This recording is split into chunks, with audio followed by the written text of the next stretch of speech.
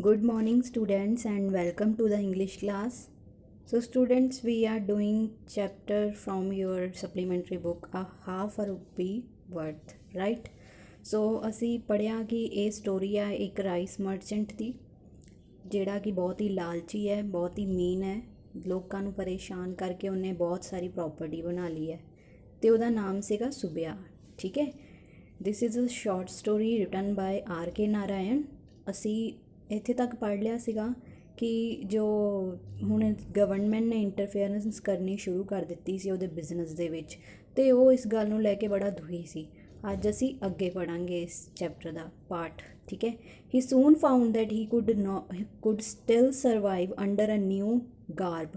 ਹੁਣ ਉਹਨੂੰ ਜਦੋਂ ਕਿ ਆਪਾਂ ਪੜ੍ਹਿਆ ਸੀਗਾ ਕਿ ਉਹਨੂੰ ਪਤਾ ਲੱਗਾ ਕਿ ਸਰਕਾਰ ਜਿਹੜੀ ਆ ਉਹ ਚੀਜ਼ਾਂ ਦੀ ਗੜਬੜੀ ਕਰ ਰਹੀ ਆ, ਫਿਰ ਉਹਨੂੰ ਇੱਕ ਹੋਪ ਲੱਗੀ ਕਿ ਹਜੇ ਵੀ ਉਹ ਇੱਦਾਂ ਦੀ ਸਿਚੁਏਸ਼ਨ ਦੇ ਵਿੱਚ ਵੀ ਸਰਵਾਈਵ ਕਰ ਸਕਦਾ ਆ। By waiting before officials and seeing people and filling up forms, he was soon allowed to continue his business as a fair price grain depot। ਹੁਣ ਉਹਨੇ ਕੀ ਕੀਤਾ ਕਿ ਜਿਹੜੇ ਆਫੀਸਰ ਸੀਗੇ ਉਹਨਾਂ ਦੇ ਜੋ ਵੀ ਚੱਕਰ ਲਗਾਏ, ਲੋਕਾਂ ਨੂੰ ਉਹਨੇ ਦੇਖਿਆ ਅਤੇ ਫਾਰਮਸ ਵਗੈਰਾ ਫਿਲ ਕੀਤੇ ਅਤੇ ਉਹਨੂੰ ਆਪਣਾ ਰਾਈਸ ਡਿਪੋ ਚਲਾਉਣ ਦੀ ਪਰਮਿਸ਼ਨ ਜਿਹੜੀ ਸਰਕਾਰ ਤੋਂ ਮਿਲ ਗਈ। He grown unhappily when he learned that he had to surrender all the rice his peasants cultivated in his village fields। ਹੁਣ ਉਹਨੂੰ ਬੜਾ ਹੀ ਦੁਖੀ ਹੋਇਆ ਜਾਣ ਕੇ ਕਿ ਜਿਹੜੇ ਰਾਈਸ ਉਹਦੇ ਖੇਤਾਂ ਦੇ ਵਿੱਚ ਉਗਾਏ ਜਾ ਰਹੇ ਆ ਫਾਰਮਰਸ ਦੇ ਦੁਆਰਾ, ਉਹ ਜਿਹੜੇ ਰਾਈਸ ਆ ਉਹ ਕੀ ਆ ਹੁਣ ਉਹਨਾਂ ਦੇ ਵਿੱਚ ਸਰਕਾਰ ਦੀ ਇੰਟਰਫੇਅਰੈਂਸ ਆ ਅਤੇ ਉਹਨੂੰ ਸਰਕਾਰ ਨੂੰ ਉਹਦੇ ਵਿੱਚੋਂ ਜਿਹੜਾ ਹੈਗਾ ਆ ਹਿੱਸਾ ਆ ਉਹ ਦੇਣਾ ਪਏਗਾ। ਉਹ ਇਸ ਗੱਲ ਤੋਂ ਬਹੁਤ ਜ਼ਿਆਦਾ ਦੁਖੀ ਹੈ। The whole thing seemed to him atrocious। They have to fix the price to my produce। ਹੁਣ ਉਹ ਬੜਾ ਹੀ ਦੁਖੀ ਆ। ਉਹ ਕਹਿੰਦਾ ਕਿ ਹੁਣ ਸਰਕਾਰ ਨਿਰਧਾਰਿਤ ਕਰੇਗੀ ਮੇਰੇ ਚੌਲਾਂ ਦਾ ਰੇਟ ਜਿਹੜਾ ਆ। They have to give me permission to take what I myself produce, but he accepted the position without much outward protest। but ਉਹਨੂੰ ਸਿਚੁਏਸ਼ਨ ਜਿਹੜੀ ਆ ਜ਼ਿਆਦਾ ਵਿਰੋਧ ਕਰਨ ਤੋਂ ਜਿਹੜਾ ਆ ਉਹ ਕਰ ਨਹੀਂ ਸਕਿਆ, ਵਿਰੋਧ ਨਹੀਂ ਕਰ ਸਕਿਆ ਅਤੇ ਉਹਨੂੰ ਸਿਚੁਏਸ਼ਨ ਨੂੰ ਐਕਸੈਪਟ ਕਰਨਾ ਪਿਆ ਕਿ ਹੁਣ ਸਰਕਾਰ ਦੀ ਇੰਟਰਫੇਅਰੈਂਸ ਹੈਗੀ ਆ ਅਤੇ ਉਹਨੂੰ ਸਰਕਾਰ ਦੇ ਅਕੋਰਡਿੰਗ ਹੀ ਚੱਲਣਾ ਪਏਗਾ। He slept little and lost the taste for food. ਉਹਨੇ ਜਿਹੜੀ ਰਾਤਾਂ ਦੀ ਉਹਦੀ ਨੀਂਦ ਵੀ ਉੱਡ ਗਈ ਅਤੇ ਉਹਦਾ ਖਾਣੇ ਦਾ ਜਿਹੜਾ ਸਵਾਦ ਸੀ, ਪਹਿਲਾਂ ਅਸੀਂ ਪੜ੍ਹਿਆ ਸੀ ਨਾ ਕਿ ਉਹਦੀ ਫੈਮਿਲੀ ਪੂਰਾ ਕੀ ਆ ਘੇ ਵਗੈਰਾ ਖਾਂਦੇ ਸੀ, ਮੱਖਣ ਖਾਂਦੇ ਸੀ, ਦਹੀਂ ਖਾਂਦੇ ਸੀ, ਬਟ ਹੁਣ ਜਿਹੜਾ ਉਹਦਾ ਖਾਣੇ ਦਾ ਜਿਹੜਾ ਟੇਸਟ ਸੀਗਾ ਉਹ ਵੀ ਜਾਂਦਾ ਰਿਹਾ। ਉਹ ਬੜਾ ਹੀ ਪਰੇਸ਼ਾਨ ਹੈ। All through the dark nights he thought about this problem. Finally he had a solution. He cried to himself, I still have my rice in the fields and I still have the bags in my godown। ਹੁਣ ਬਹੁਤ ਜ਼ਿਆਦਾ ਸੋਚਣ ਤੋਂ ਬਾਅਦ ਉਹਨੇ ਇੱਕ ਹੱਲ ਕੱਢਿਆ।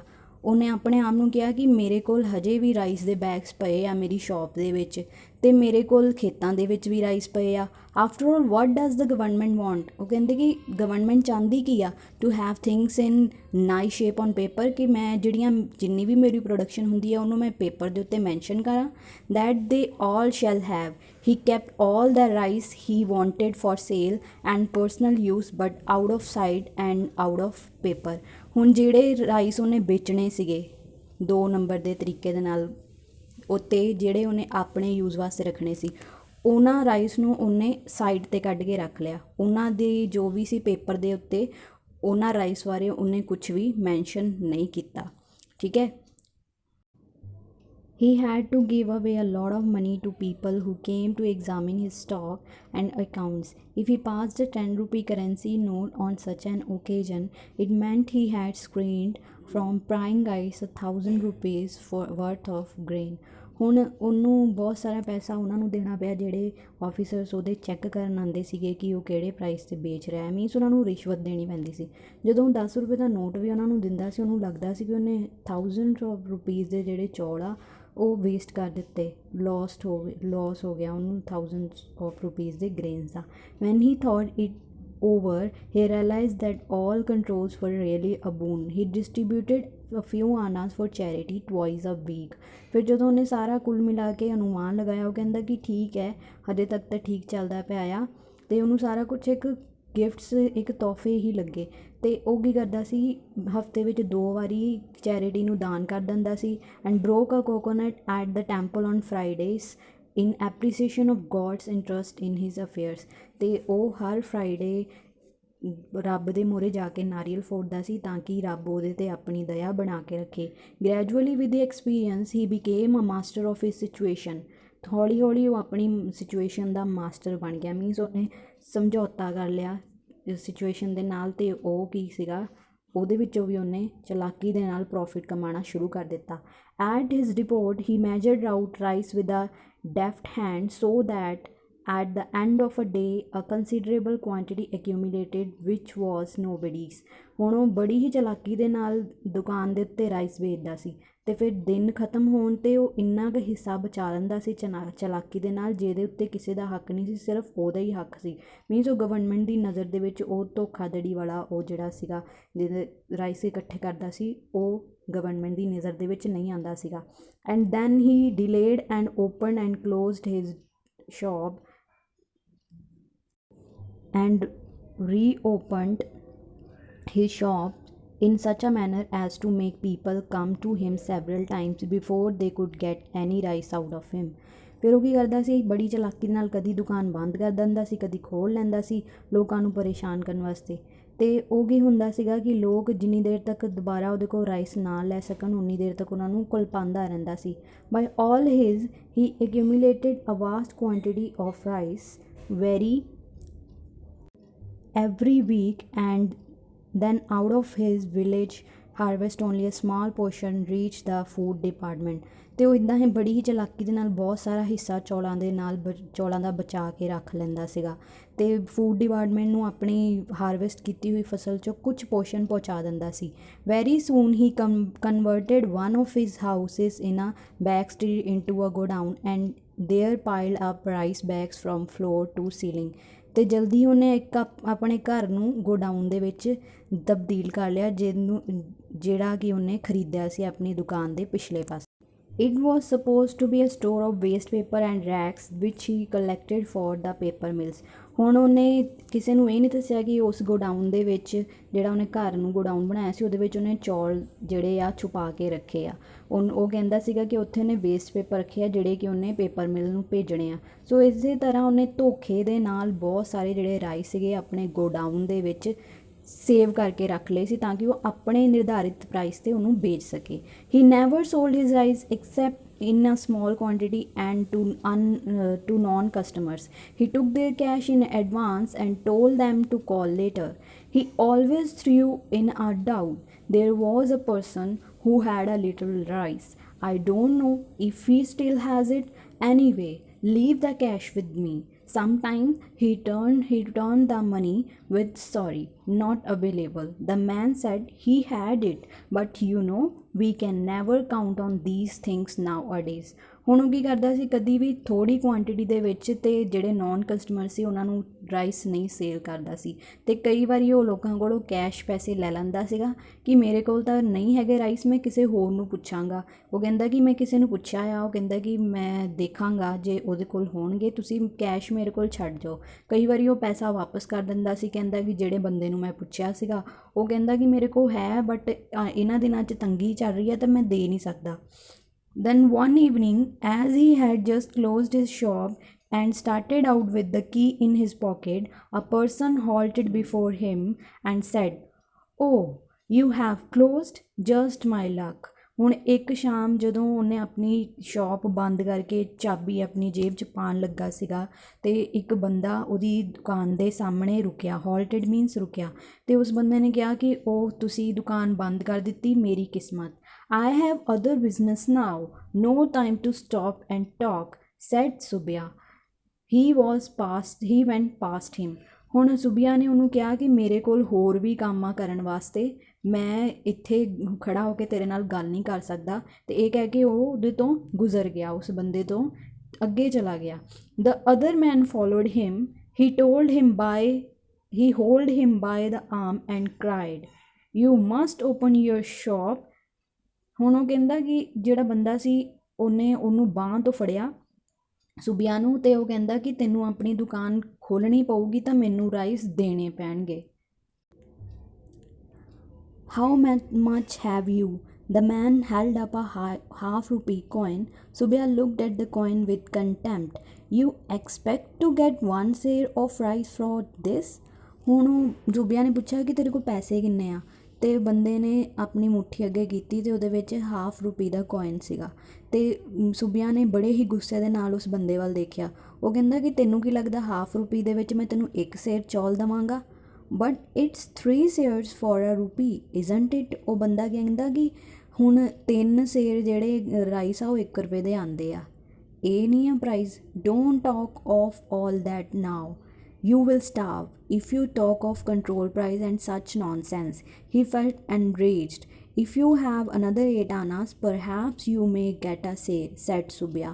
ਉਹ ਸੁਬਿਆ ਹੁਣ ਕਹਿੰਦਾ ਕਿ ਤੂੰ ਆਪਣੇ ਮੈਨੂੰ ਇਹ ਨਾ ਦੱਸ ਕਿ ਕੀ ਪ੍ਰਾਈਜ਼ ਆ ਗੌਰਮੈਂਟ ਦੇ ਦੁਆਰਾ ਜਿਹੜੇ ਨਿਰਧਾਰਿਤ ਕੀਤੇ ਗਏ ਆ। ਜੇ ਤੂੰ ਮੈਨੂੰ 8 ਆਨੇ ਹੋਰ ਦਿੰਦਾ ਆ ਫਿਰ ਸ਼ਾਇਦ ਮੈਂ ਤੈਨੂੰ ਜਿਹੜਾ ਆ 1 ਸੇਰ ਜਿਹੜੇ ਚਾਵਲ ਆ ਦੇ ਸਕਾਂਗਾ। The other shook his head. This is the end of the month. You see, this is all I have.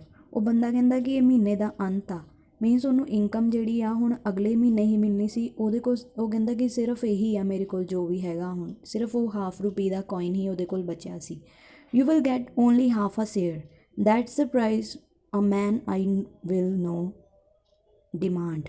ਉਹ ਕਹਿੰਦਾ ਕਿ ਹੁਣ ਤੈਨੂੰ ਸਿਰਫ ਇੰਨੇ ਪੈਸਿਆਂ ਦੇ ਵਿੱਚ ਹਾਫ ਸੇਰ ਰਾਈਸ ਹੀ ਮਿਲ ਸਕਦੇ ਆ, ਉਹ ਵੀ ਉਹਨੇ ਕਿਸੇ ਹੋਰ ਬੰਦੇ ਕੋਲੋਂ ਲੈ ਕੇ ਆਉਣੇ ਸੀ।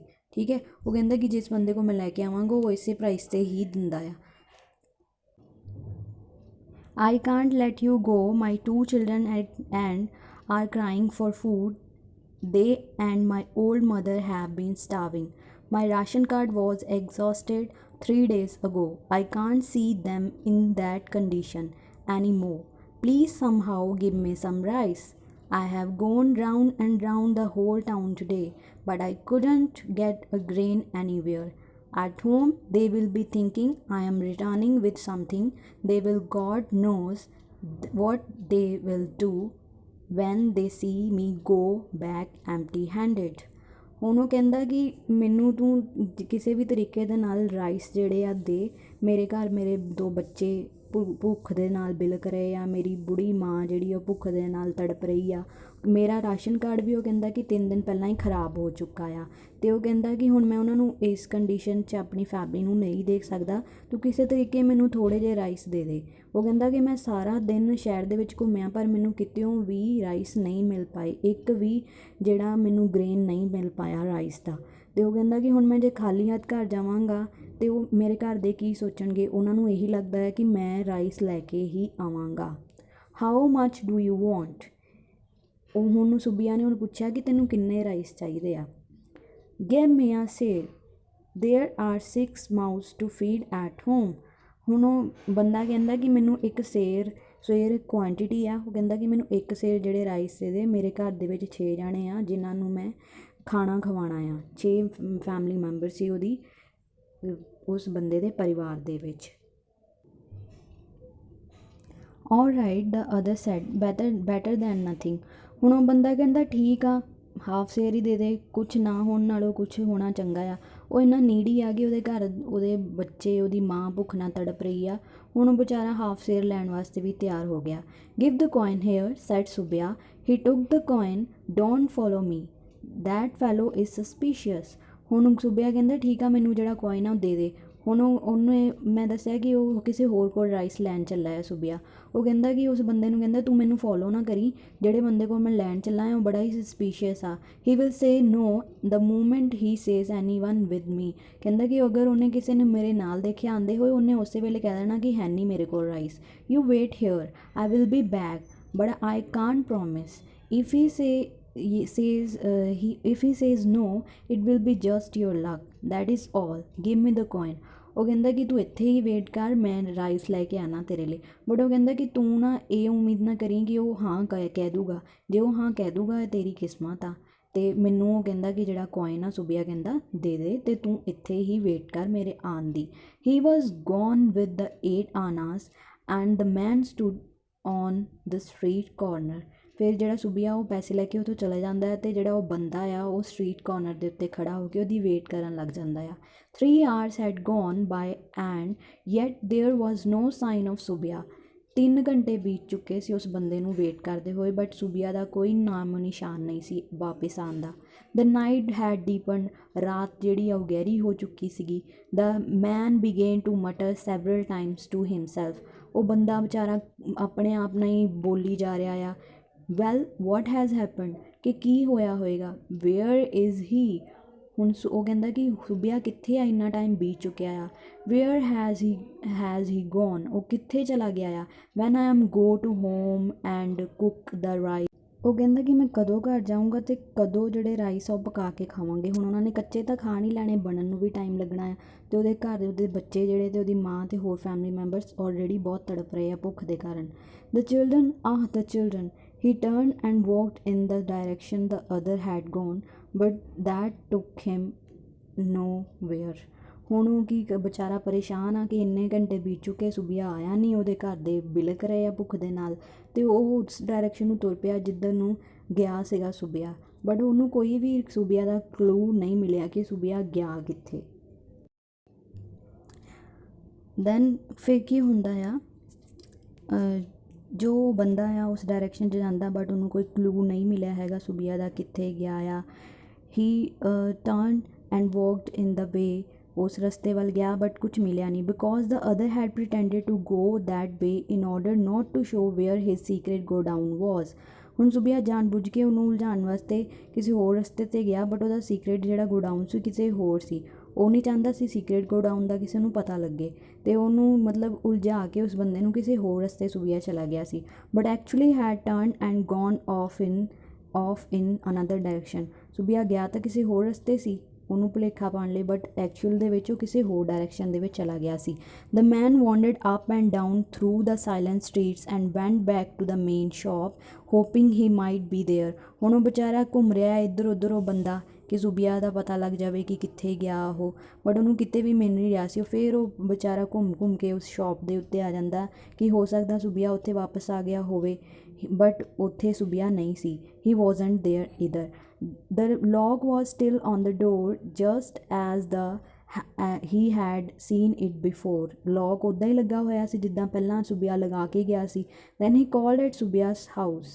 ਫਿਰ ਉਹ ਥੱਕ ਹਾਰ ਕੇ ਵਿਚਾਰਾ ਸੁਬੀਆ ਦੇ ਘਰ ਚਲਾ ਗਿਆ। he knocked at the door। ਸੁਬੀਆ's wife opened it। ਹੁਣ ਉਹਨੇ ਦਰਵਾਜ਼ਾ ਖੜਕਾਇਆ, ਸੁਬੀਆ ਦੀ ਵਾਈਫ ਨੇ ਦਰਵਾਜ਼ਾ ਖੋਲ੍ਹਿਆ। he asked is ਸੁਬੀਆ at home। ਉਹਨੇ ਪੁੱਛਿਆ ਕਿ ਸੁਬੀਆ ਘਰ ਹੈ। no he hasn't come home at all। she looked very anxious। by 6 next morning they became nervous and in that condition she could not help saying have you looked for him at the other godown। ਹੁਣ ਉਹ ਸੁਬੀਆ ਦੀ wife ਵੀ ਪਰੇਸ਼ਾਨ ਆ ਕਿਉਂਕਿ ਸਵੇਰ ਦੇ 6 ਵੱਜ ਚੁੱਕੇ ਸੀਗੇ ਅਤੇ ਸੁਬੀਆ ਦਾ ਹਜੇ ਤੱਕ ਕੁਝ ਪਤਾ ਨਹੀਂ ਸੀ, ਅਤੇ ਉਹਨੇ ਹੁਣ ਪਰੇਸ਼ਾਨ ਹੋ ਕੇ ਉਹਦੀ ਵਾਈਫ ਨੇ ਉਸ ਬੰਦੇ ਨੂੰ ਪੁੱਛਿਆ ਕਿ ਤੂੰ ਉਹਨੂੰ ਗੋਡਾਊਨ ਦੇ ਵਿੱਚ ਜਾ ਕੇ ਦੇਖਿਆ ਕਿ ਉੱਥੇ ਹੈ, ਵੇਅਰ ਇਜ਼ ਇਟ। ਹੁਣ ਉਹ ਬੰਦਾ ਕਿ ਉਹ ਗੋਡਾਊਨ ਕਿੱਥੇ ਆ। She had to tell being the only person who knew its whereabouts. ਹੁਣ ਉਹਦੀ ਜਿਹੜੀ ਸੁਬੀਆ ਦੀ ਵਾਈਫ ਆ ਉਹਨੂੰ ਦੱਸਣਾ ਹੀ ਪੈਣਾ ਸੀਗਾ ਕਿ ਗੋਡਾਊਨ ਕਿੱਥੇ ਆ, ਕਿਉਂਕਿ ਪਹਿਲਾਂ ਉਹਨੇ ਇਹ ਸੀਕਰੇਟ ਰੱਖਿਆ ਸੀਗਾ ਸੁਬੀਆ ਨੇ, ਸਿਰਫ ਅਤੇ ਸਿਰਫ ਇਹ ਸੀਕਰੇਟ ਉਹਦੀ ਵਾਈਫ ਨੂੰ ਹੀ ਪਤਾ ਸੀਗਾ ਕਿ ਉਹਦਾ ਸੀਕਰੇਟ ਗੋਡਾਊਨ ਕਿੱਥੇ ਆ। ਬਟ ਹੁਣ ਸਿਚੁਏਸ਼ਨ ਇਹ ਆ ਕਿ ਪੂਰੀ ਰਾਤ ਬੀਤ ਚੁੱਕੀ ਆ, ਸੁਬੀਆ ਦਾ ਕੁਝ ਪਤਾ ਨਹੀਂ ਆ, ਇਸ ਕਰਕੇ ਉਹਨੇ ਉਸ ਬੰਦੇ ਨੂੰ ਉਸ ਸੀਕਰੇਟ ਗੋਡਾਊਨ ਦਾ ਰਸਤਾ ਦੱਸਿਆ। ਦੇ ਸਟਾਰਟਡ ਆਊਟ, ਅਤੇ ਉਹ ਉਹਦੇ ਨਾਲ ਗਈ ਉਸ ਗੋਡਾਊਨ ਦੇ ਵਿੱਚ। After passing through some by lanes they came upon the building. ਕੁਝ ਗਲੀਆਂ ਲੰਘ ਕੇ, ਉਹ ਬਾਈਲੇਨਸ ਮੀਨਸ ਗਲੀਆਂ ਲੰਘ ਕੇ ਉਹ ਉਸ ਬਿਲਡਿੰਗ ਉਸ ਗੋਡਾਊਨ ਦੇ ਵਿੱਚ ਪਹੁੰਚ ਗਏ। ਦ ਡੋਰ ਵਾਜ਼ ਬੋਲਟਡ ਫਰੋਮ ਇਨਸਾਈਡ। ਦਰਵਾਜ਼ਾ ਅੰਦਰੋਂ ਲੱਗਿਆ ਹੋਇਆ ਸੀ ਉਸ ਗੋਡਾਊਨ ਦਾ। ਦੇ ਨੌਕਡ ਔਨ ਇਟ। ਉਹਨਾਂ ਨੇ ਖੜਕਾਇਆ। Finally they had to break open the front ventilator slip a boy through it. ਅਤੇ ਜਦੋਂ ਖੜਕਾਉਂਦੇ ਰਹੇ ਕੋਈ ਜਵਾਬ ਨਹੀਂ ਆਇਆ, ਫਿਰ ਉਹਨਾਂ ਨੇ ਇੱਕ ਬੱਚੇ ਨੂੰ ਵੈਂਟੀਲੇਟਰ ਦੇ ਥਰੂ ਅੰਦਰ ਪਹੁੰਚਾਇਆ। And then have the main door open. ਅਤੇ ਉਸ ਬੱਚੇ ਨੇ ਅੰਦਰੋਂ ਜਾ ਕੇ ਮੇਨ ਡੋਰ ਓਪਨ ਕੀਤਾ। A faint morning light came in through the broken ventilator. In a corner they saw an electric torch lying on the floor and then a half-rupee coin and a little of a hand stuck out of a pile of fallen bags। ਹੁਣ ਜਦੋਂ ਉਹਨਾਂ ਨੇ ਦੇਖਿਆ ਅੰਦਰ ਜਾ ਕੇ ਦਰਵਾਜ਼ਾ ਖੁੱਲ੍ਹਿਆ ਅਤੇ ਕਮਰੇ ਦੇ ਵਿੱਚ ਫੇਂਟ ਮੋਰਨਿੰਗ ਲਾਈਟ ਆ ਰਹੀ ਸੀ, ਮੀਨਸ ਹਜੇ ਦਿਨ ਸ਼ੁਰੂ ਹੋਇਆ ਸੀਗਾ। ਅਤੇ ਜੋ ਇੱਕ ਇਲੈਕਟ੍ਰਿਕ ਟੋਰਚ ਪਈ ਹੋਈ ਸੀ ਜਿਹੜੀ ਕਿ ਸੁਬਿਆ ਦੇ ਕੋਲ ਹੁੰਦੀ, ਉਹ ਫਲੋਰ 'ਤੇ ਪਈ ਸੀ, ਅਤੇ ਉਹਦੇ ਕੋਲ ਹੀ ₹1/2 ਕੋਇਨ ਜਿਹੜਾ ਸੁਬਿਆ ਨੇ ਉਸ ਬੰਦੇ ਤੋਂ ਲਿਆ ਸੀਗਾ। ਦੈਨ ਇੱਕ ਹੱਥ ਦਾ ਥੋੜ੍ਹਾ ਜਿਹਾ ਹਿੱਸਾ ਉਹਨਾਂ ਨੂੰ ਪਾਈਲ ਆਫ ਫੋਲਨ ਬੈਗਸ, ਜਿਹੜੇ ਰਾਈਸ ਦੇ ਬੈਗ ਸੀ ਉਹਨਾਂ ਦੇ ਵਿੱਚੋਂ ਨਜ਼ਰ ਆਇਆ, ਅਤੇ ਉਹ ਹੱਥ ਕਿਹਦਾ ਸੀ? ਸੁਬਿਆ ਦਾ। ਸੋ ਚੈਪਟਰ ਦੇ ਸਟਾਰਟਿੰਗ ਦੇ ਵਿੱਚ ਹੀ ਮੈਂ ਕਿਹਾ ਸੀਗਾ ਕਿ ਉਹਦੀ ਮੌਤ ਜਿਹੜੀ ਸੀ ਸੁਬਿਆ ਦੀ, ਉਹ ਵੀ ਰਾਈਸ ਦੀ ਵਜ੍ਹਾ ਦੇ ਨਾਲ ਹੀ ਹੁੰਦੀ ਆ। ਠੀਕ ਹੈ, ਹੁਣ ਇੱਥੇ ਇੱਕ ਸਿੰਬਲ ਯੂਜ਼ ਕੀਤਾ ਹੈ ਰਾਈਟਰ ਨੇ, ਅ ਫੇਂਟ ਮੋਰਨਿੰਗ ਲਾਈਟ, ਮੀਨਸ ਉਹਨੇ ਬਹੁਤ ਕੁਛ ਆਪਣੀ ਲਾਈਫ ਦੇ ਵਿੱਚ ਕੀਤਾ, ਠੱਗੀਆਂ ਕੀਤੀਆਂ, ਬਟ ਅੰਤ ਦੇ ਵਿੱਚ ₹1/2 ਵਰਥ ਉਹਦੀ ਲਾਈਫ ਦਾ ਮੁੱਲ ਕੀ ਰਹਿ ਗਿਆ? ਸਿਰਫ ₹1/2 ਵਾਸਤੇ ਉਹਨੇ ਆਪਣੀ ਜਾਨ ਜਿਹੜੀ ਸੀ ਗਵਾ ਲਈ ਸੀ। ਸਾਰੀ ਜ਼ਿੰਦਗੀ ਸੁਬਿਆ ਨੇ ਬਹੁਤ ਸਾਰਾ ਪੈਸਾ ਕਮਾਇਆ, ਬਟ ਅੰਤ ਦੇ ਵਿੱਚ ਉਹ ਪੈਸੇ ਕਿਸੇ ਕੰਮ ਨਹੀਂ ਆਏ। ਸਿਰਫ ਇੱਕ ਅੱਧੇ ਰੁਪਏ ਦੇ ਕਰਕੇ ਬੋਰੀਆਂ ਦੇ ਥੱਲੇ ਆ ਕੇ, ਜਿਹੜੀਆਂ ਰਾਈਸ ਦੀਆਂ ਬੋਰੀਆਂ ਸੀ, ਉਹਦੇ ਨਾਲ ਉਹਦੀ ਜਾਨ ਜਿਹੜੀ ਸੀ ਜਾ ਚੁੱਕੀ ਸੀ। ਸੋ ਉਹਦੀ ਮੌਤ ਦਾ ਰੀਜ਼ਨ ਇਹ ਹੋ ਸਕਦਾ ਕਿ ਉਹ ਖਿਸਕਾ ਰਿਹਾ ਸੀ ਇੱਕ ਬੋਰੀ, ਅਤੇ ਸਾਰੀਆਂ ਬੋਰੀਆਂ ਦੀਆਂ ਢੇਰੀਆਂ ਉਹਦੇ ਉੱਪਰ ਆ ਕੇ ਡਿੱਗ ਗਈਆਂ ਅਤੇ ਉਹਦੇ ਨਾਲ ਉਹਦੀ ਮੌਤ ਹੋ ਗਈ। So this is all about your chapter. ਇੱਕ ਵਾਰ ਤੁਸੀਂ ਵੀ ਚੈਪਟਰ ਨੂੰ ਆਪਣੀ ਬੁੱਕ ਦੇ ਵਿੱਚੋਂ ਰੀਡ ਕਰੋ, ਅਤੇ ਕੋਈ ਪ੍ਰੋਬਲਮ ਆਉਂਦੀ ਹੈ ਤੁਸੀਂ ਮੈਨੂੰ ਪੁੱਛ ਸਕਦੇ ਹੋ। ਨੈਕਸਟ ਵੀਕ ਨੈਕਸਟ ਚੈਪਟਰ ਆਪਾਂ ਸ਼ੁਰੂ ਕਰਾਂਗੇ। Take care of your self students. Thank you.